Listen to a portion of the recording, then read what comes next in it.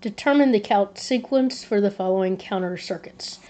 So like before, we can assume that the counter works as expected, that the outputs count up, and they would give us a 4-bit binary number like this.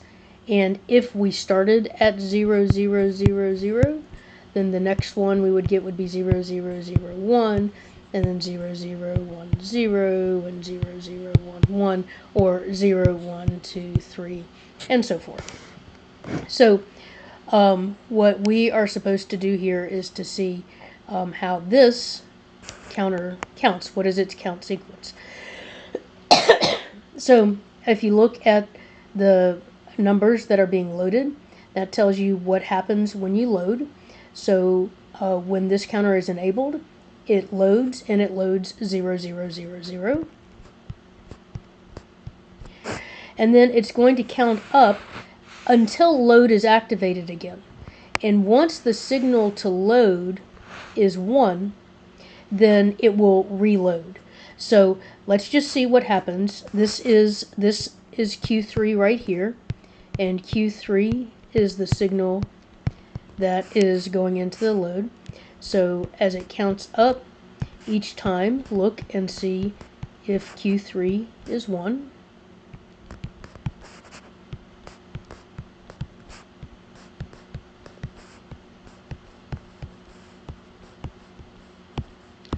Alright, so when we get to this one, now Q3 is 1. And so since Q3 is 1, that means that load is now 1. And so it will load at the next clock cycle, and it will load those zeros that are there, and it will start counting again. So this sequence then is 0, 1, 2, 3, 4, 5, 6, 7, 8, 0, 1, 2, 3, 4, 5, 6, 7, 8, 0, 1, 2, 3, 4, 5, 6, 7, 8, and so forth. And that's called a modulo 9 or mod 9 counter. Notice it's mod 9 because it has 9 digits in it. It never actually gets to 9, it gets to 8 and then starts over. Now notice this would be different if it had a different load. So if we had the same counter,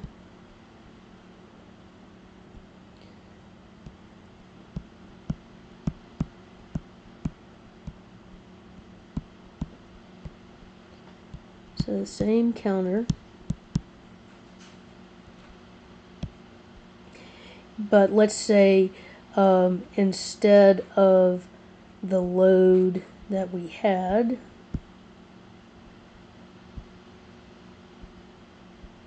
we had this.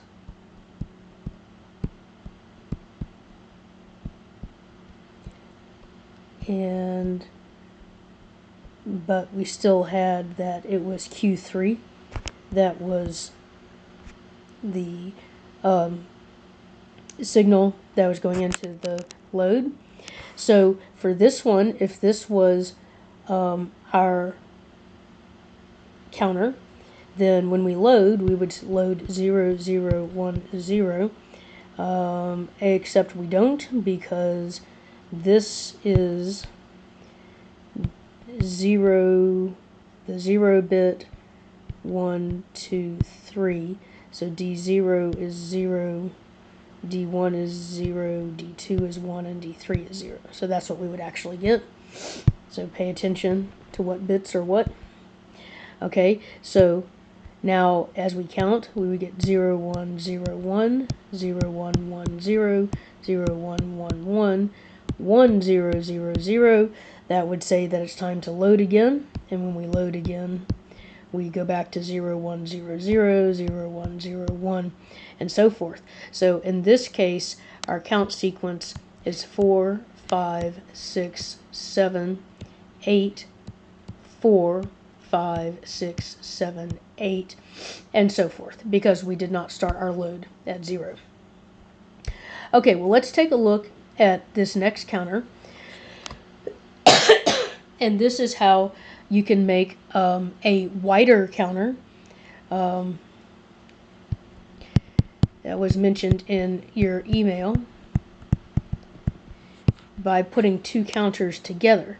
So notice if we were to keep counting after we get to 1, 1, 1, 1, which is 15, then the next number would be 1, 0, 0, 0, 0. That would be 16.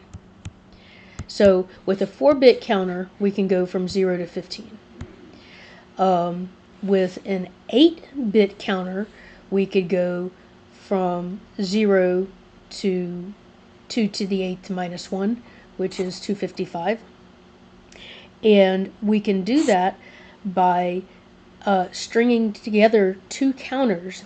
And what you do is whenever, so let's notice with some counters. Let's say, okay, so I've got 0, 0, 0, and then 0, 0, and let's notice when the next 0 toggles. So here I have 0, 0, 1. All right, now it's then on my next turn. So this is 0, 1, 2, 3. The number in the first bit position becomes 1. And then I have 1, 1. Now that both of these are 1, that means that the next most significant bit is going to toggle, and these two will turn back to 0. And then we'll count with those.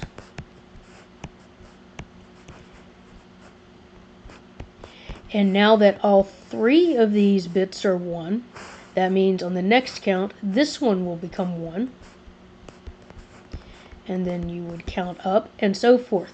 And so you know it's time to advance the next bit when all the bits before it have become 1. So like right here, that bit became 1, so that's time to advance this bit.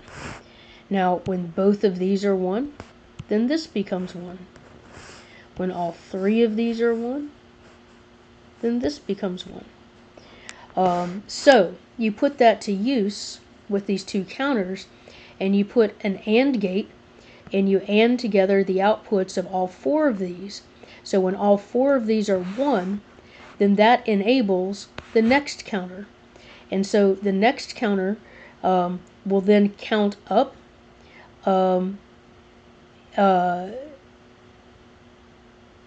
using and you would notice how these bits are numbered 4, 5, 6, 7, and so these bits are going to count for the next most significant bits. So let's see how that works. So let's say we are at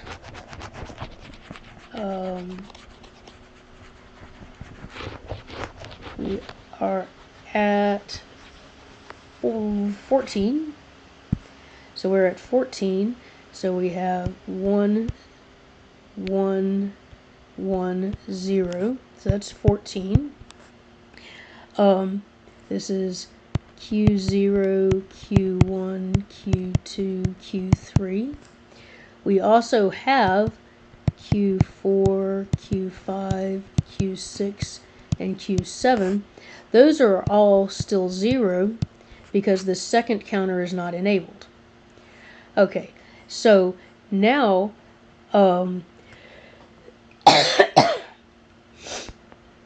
this first counter will continue counting. We get 1, 1, 1, 1. That's 15.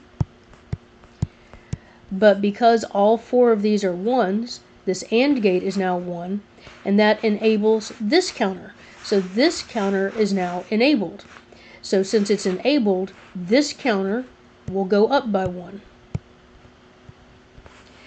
We didn't turn off the first counter, so it's going to go back to 0, 0, 0, 0. Now, notice that these 4 bits are no longer all 1. And since they're no longer all 1, the second counter is not enabled. So it's going to just stick with what it was, 0, 0, 1, and the first counter is going to start counting up again. So this one was 16, this one was 17, and then we get 18, and so forth. And so the first counter will continue counting until it gets to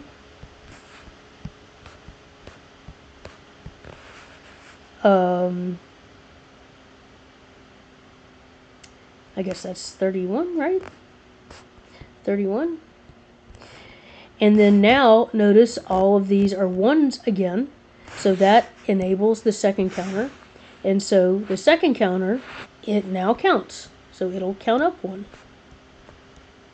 And this one will go back to all zeros, and we get 32. And now these are not all ones again, so this is going to stay where it is, and this one will start counting, and so forth until it gets to all ones again. When it gets to all ones again, then it'll make this one count.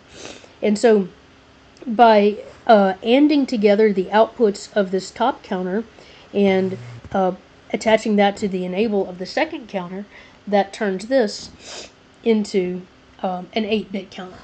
So this counter now goes from its count sequence is going to be 0, 1, 2, 3, and then it'll get to 16, and then it'll keep going, and 32, and it'll keep going, and it'll keep going all the way until we've gotten all the way to 111, 1111, which is 255, at which point both of these will wrap back around